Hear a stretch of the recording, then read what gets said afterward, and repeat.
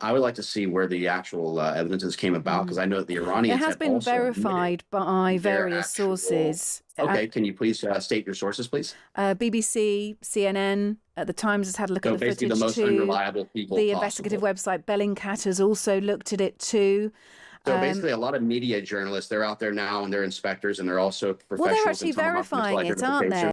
Well, joining me now is Republican Congressman Cory Mills, who joins us. Evening, Cory. Thank you for being with us. Good evening. Thanks for having me. Look, in the last few minutes, Donald Trump, he's been speaking to CBS News. He's claimed the war is very complete, pretty much, but the Iranian regime's still intact. I wonder whether you would describe it as that, very complete. Well, I wouldn't describe the Iranian regime as being fully intact as well. I think that we've seen there's been a complete denigration with regards to the military installations, headquarters, as well as for heads of those individual departments and bureaus.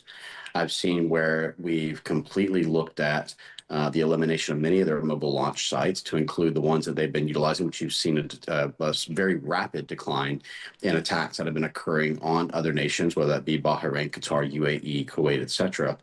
But I also think that what you're seeing is more talk about transitional governance. I think that what you're talking about is more a stability within the region. I think that you're looking at the fact that their entire Navy, the Iranian Navy, is completely decimated. I have a larger Navy than the Iranians, I'm proud to say, but not to brag.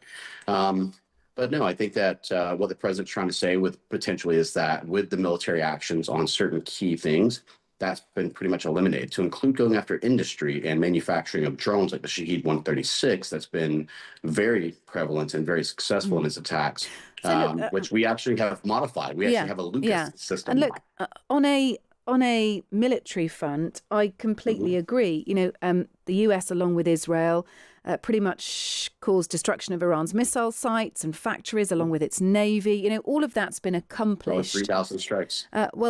Donald Trump saying just now, wrapping up is all in my mind and nobody else's.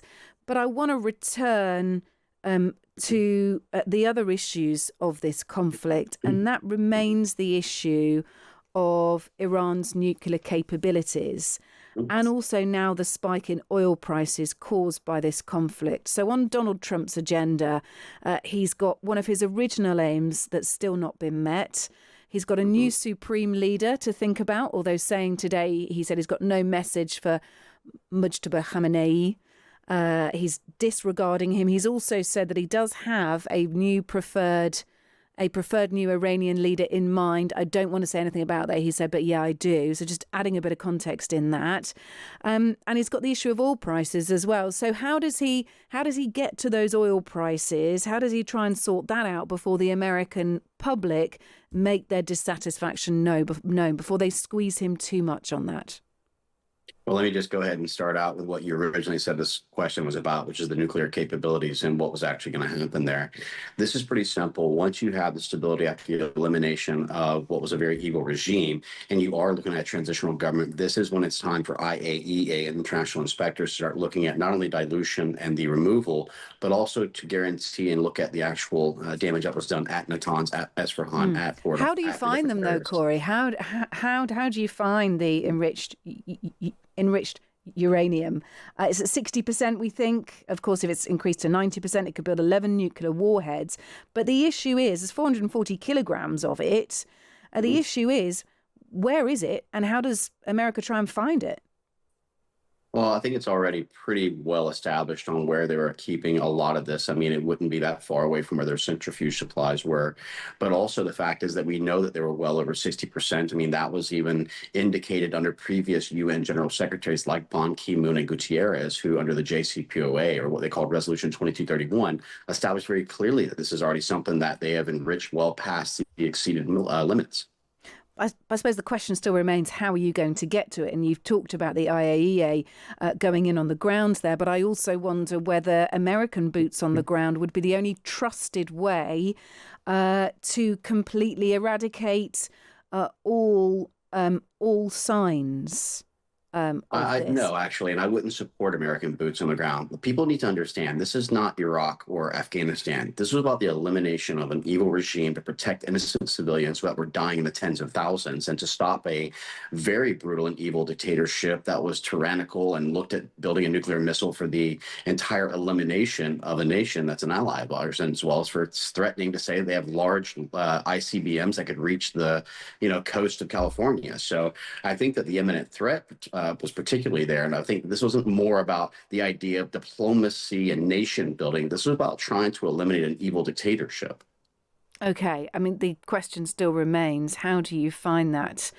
Find Well, that? again, I think this is kind of a cat in the hat type thing. I mean, Yeah, we're but spinning up a yarn. surely Trump is not Man, going to be look, this is satisfied until very he knows simple. that. This is very simple. The IAEA and other inspectors will come in with a transitional government during a time of stability. There are people on the ground who used to work in these facilities who are not loyal to the Ayatollah, just like back in the 1990s during the Baathification. How do you People who bring about a transit. new regime then? A new I think that government? it's very simple, and we don't want a new regime. We want a former Persia pre-1979, whereby you look at someone like the Crown Prince Reza Pahlavi, who the people have been creating and a lot of stir, as well as for chanting Javid Shah, the Return of the King, or Long Live the King, in the streets by the Mm. millions. I think that Reza Pahlavi's made it very clear. He said, "I don't want to come in as a new government. I want to transition He and wants to allow be the an people to pick it interim at the ballot leader, doesn't box." he? And And would so you? that's the whole point. Yeah, and would the US guarantee his security? Because of course, as soon as Reza Pahlavi heads over to Iran, there is going to be an immediate target on his back. And I wonder if the US could offer some sort of security guarantees for him, because he is not safe on the ground at the moment, perhaps not at all, unless there's some serious presence behind him. Well, I don't necessarily say that it has to be U.S. I mean, I think that you've seen where the KSA, Qatar, the UAE, Jordan, many others who've been impacted by Iran want to see a more stabilized nation. Israel obviously has a tremendous amount invested into their stability. And so I think that it's very similar to what we did, for example, in Afghanistan, where we provided protection for the very first president, Hamid Karzai. I think that it was the same thing that we did with Iraq as well. So I think that you're right that there will be a potential threat of insurgency. But I also think that a lot of people who were formerly part of the IRGC, what we don't want to see is a mistake like the de-Baathification, where we essentially throw everyone out and say, okay, well, you were formerly under this, that means you're a loyalist. I don't think that's necessarily the right take. But also, I think being very cautious about not doing a 2005 Iraq parliamentary constitution like amalgamation, whereby it set forth sectarian democracy. So we have to be careful and learn the lessons of Iraq to try and ensure that we have an actual chance of Yeah. stability for a free Iran. How soon do you think we'll get there, to the point when Reza Pahlavi can take to Iranian soil and provide that interim leadership? Well, I think that it's very dangerous to try and say, okay, we're going to be there for 2 weeks, 3 weeks, 5 weeks. You just actually are planning the insurgency to sit by and wait for that timeline to expire. But I would say very soon, especially as you look at the strategic targets that's been hit and how successful it's been. And as far as oil prices, we need to also bear in mind that this impacts China and Russia massively. That was another big take that we need to understand was a 5D chess move. When you look at Venezuela, that supplied 70% of China and 20% that Iran played into the actual oil flow. I think that's a really big piece of things. And so this could also lead to Russia not having the various economics and selling their arms, which would allow them to fund their current war. This would stop China from potentially looking at unification of Taiwan. And this could look at further stability, but also put America back on the world stage as someone that is serious to take care of. Let's just return to this polling. There is no doubt that this war is unpopular among American voters. How do you address that? There is the issue of the oil price as well, which is going to compound this even further. How does, well, is that what is motivating Donald Trump to say that this war is nearly over?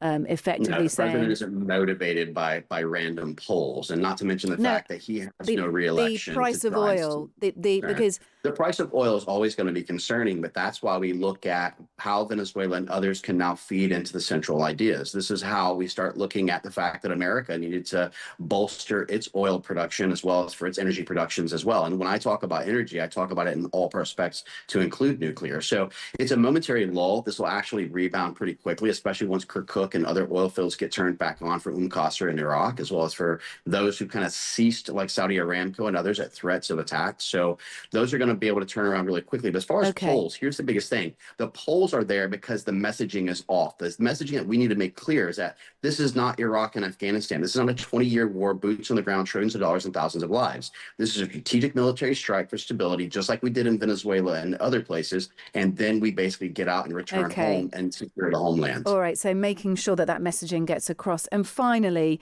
there is increasing evidence that it was a Tomahawk missile that hit hit near an elementary school in Minab in Iran. It killed 175 people, this school. It was actually targeting an IRGC facility, but in the process of that, it killed 175 people, mostly young girls, at this school. And the evidence shows that it is a Tomahawk missile. The only country using Tomahawk missiles in this conflict is the United States.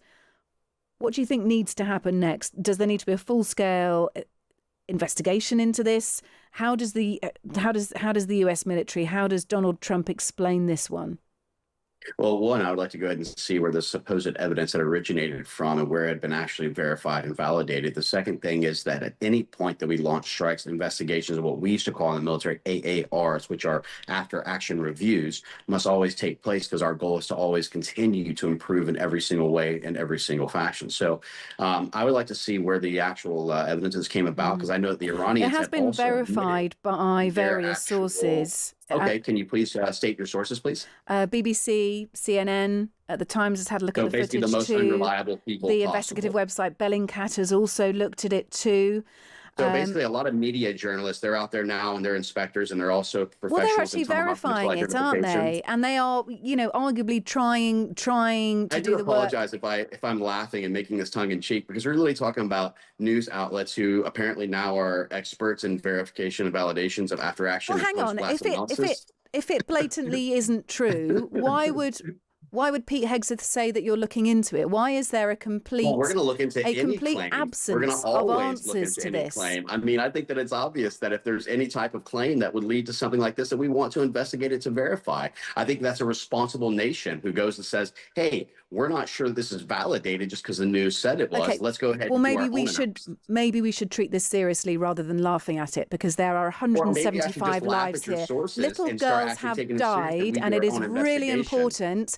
Yeah, I'm not laughing about the horrendous incident, and thanks for trying to make your sounds like you are. fake media, fake news spin. I'm laughing at your sources, because a lot of time these sources who say this, they then come back and say, oh, after I reviewed it, it turns out that this wasn't a Tomahawk. It was a failed Shahed 136 that was blocked on a drone crash. Or, oh, I'm sorry, this was actually a failed launch by the IRGC. So many times, Kate, I've heard where there's been claims about something that it turns out to not be by the media. This is why when such things are actually stated and they are serious, we conduct our own post-blast analysis and investigation. Okay. And if it is the case, we determine why and how to prevent that in the future. Well, it would be great to have the US's accountability on this, or indeed, I mean, it would have been great to have UK contribution and support, but we see that we get the weakest prime minister the UK's ever seen.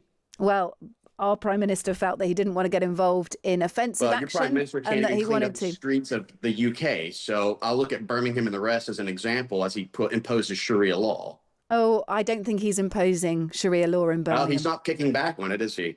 Are you talking about our London mayor who's been accused of imposing Sharia law in London, or are you talking about the dirty streets of Birmingham, which are due to a broke local authority? We can look at both if you'd like. I'm just saying, if you want to talk about accountability, let's look at accountability in our own state. Well, I mean, the U.S. has been very good about its accountability, as well as guaranteeing that we do all analytics. Let's make sure we get that before news outlets have to do the work instead.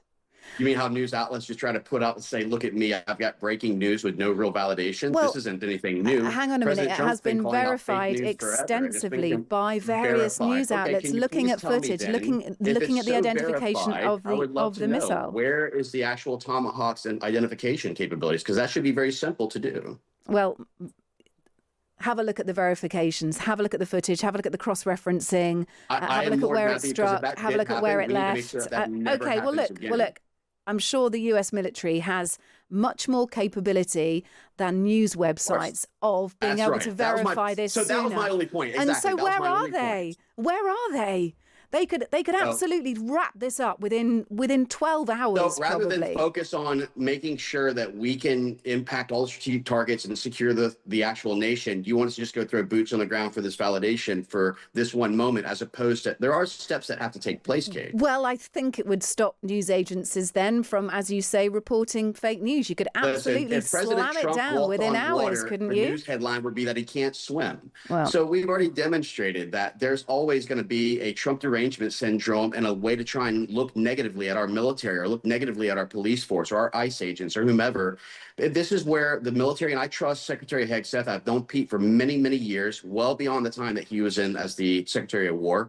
And I know that he takes this very seriously, as do we. And I can tell you, as the chairman of the Oversight and Intelligence Subcommittee, I will be requesting an absolute classified briefing. I will be guaranteeing that we can get the validation out there to either take responsibility or clear the names of our United States military. Understood. Look, thanks for speaking to us, Republican Congressman Cory Mills. Thank you. Thank you. It's Kait Borsay. It's the evening edition on Times Radio. Now, Will, we're going to talk about Iran's capabilities of building nuclear weapons next. So we'll stay with that story.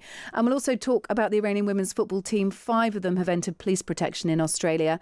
This is the evening edition with Kait Borsay on Times Radio, with the UK government's boiler upgrade scheme. Upgrade your heating with a £7,500 heat pump grant. Check your eligibility at gov.uk.